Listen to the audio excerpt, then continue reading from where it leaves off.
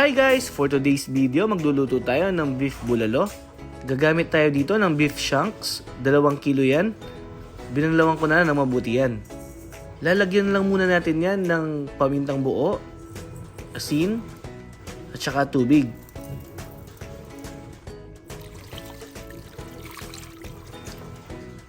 Takpan muna natin at papakuluan muna natin yan. Once na kumulo na guys, tanggalin muna natin yung mga parang dumi. Ayan. Parang maliit yung lutuan natin, no? Palitan natin ng mas malaki. Ayan guys, napalitan na natin siya ng mas malaki. At natanggal ko na din, no, yung mga parang dumi sa ating sabaw. Dadagdagan na lang natin ng tubig yan at saka natin muna takpan ulit. At papakuluan pa natin yan ng mga 45 minutes.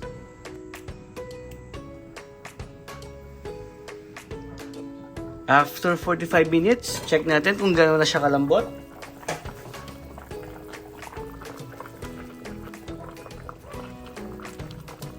Medyo malambot na siya guys.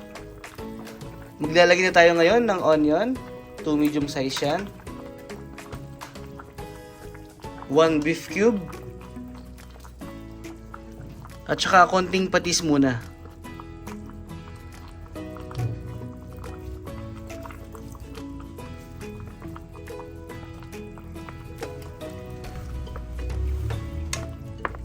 Takpan lang natin ulit at papakuluan pa natin yan ng mga 15 minutes. After 15 minutes, maglalagay naman tayo ngayon ng sweet corn.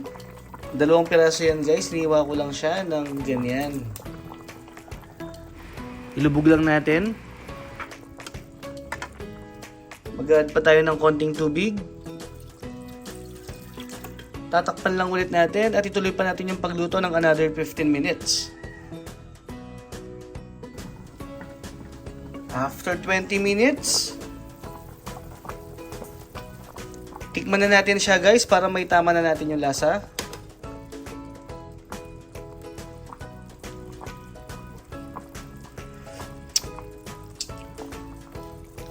Mag-add lang tayo dito ng konting patis, siguro mga 2 tablespoon. Depende naman sa inyo kung gaano kalat ang gusto nyo.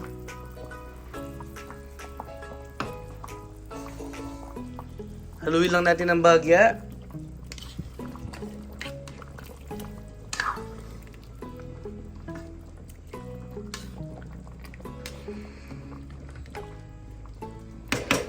Ngayon naman, pwede na natin ilagay yung mga gulay. Ilagay na natin itong repolyo, pechay, tsaka itong sang or onion leeks. Then lubog lang natin guys.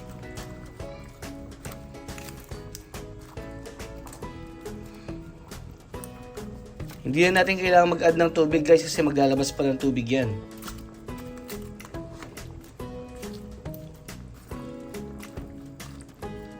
Then, takpan lang natin ulit at ituloy pa natin yung pagluto ng mga 3 minutes. After 3 minutes, luto na yung ating beef bulalo. Okay guys, kung umabot kayo sa part ng video na to, maraming salamat sa inyong panonood. At kung hindi pa kayo nakasubscribe, mag-subscribe na rin kayo. Pakiclick nyo na rin yung notification bell para ma-update kayo sa mga susunod pa nating video gaya nito. Okay guys, hanggang sa muli. Bye!